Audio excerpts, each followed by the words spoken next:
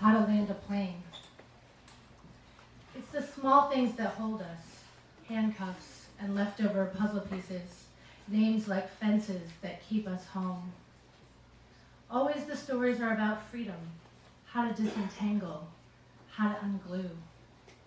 You are a kite on a frayed string.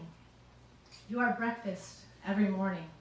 You are the voice of your mother quietly unscrewing the light bulb. You are the dog barking at strangers and skateboards. The city still beats at the heart of you.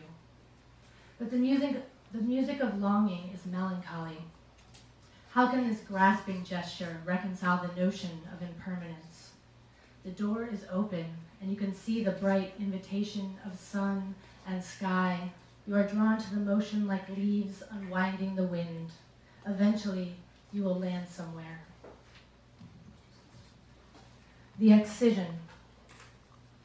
I can still hear the searing sound of the saw splintering through the bones, the cracking crunch like a fortune cookie breaking open as my rib cage pried apart. My heart did not come out easily. Arteries snapped and popped, bright blood splashed scarlet on pink curtains, a Jackson Pollock Valentine. Blood in my mouth, a bitter tang, thick as motor oil, blood in my eyes, blinding, blood in my hair, knotted, sticky with clots, handfuls of blood. I washed off the heart in the kitchen sink. Vermilion juice swirled down the drain. It was heavier than I'd expected, warm and pulsing like a newborn kitten. I was pleased. At first I'd been afraid that I wouldn't be able to go through with it, that I would chicken out at the sight of the blade, the scissors, the saw. I was afraid of letting you down. I wasn't strong enough to bend my ribs closed again after I cut out my heart. Jagged spears of bone jutted at odd angles like the wide-open mouth of a shark. I had to wear baggy clothing to hide the gaping hole in my chest. The wound was not healing as quickly as I had expected. It bled constantly. To soak up the blood, I filled the place where my heart had been with one of your dirty sweaters. I liked having something of yours inside of me, something that smelled like you. I must admit that there were moments of doubt. In such times, I would simply recall the look on your face when I first presented you with my heart, the beauty of your speechlessness. You were so grateful, and that made it all worth it. But when thick pus and black goo oozed from my heart hole, I started to worry that it might be infected. A week later, you showed up on my doorstep with my heart in your hand. You said it left a bloody stain on your pillow.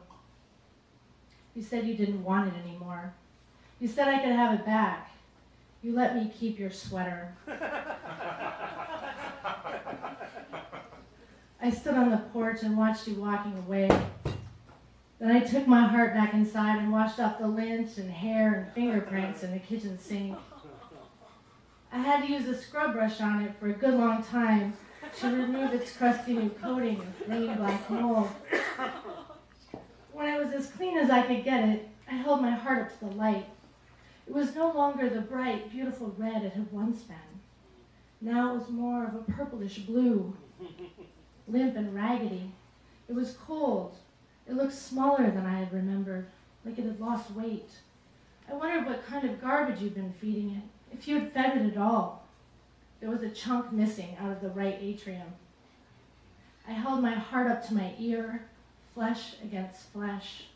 I heard a keening sound, an almost imperceptible whimper, a weak, intermittent pulse. "I'm sorry," I whispered. Then I yanked your bloody sweater out of my body and gently replaced my battered but still beating heart.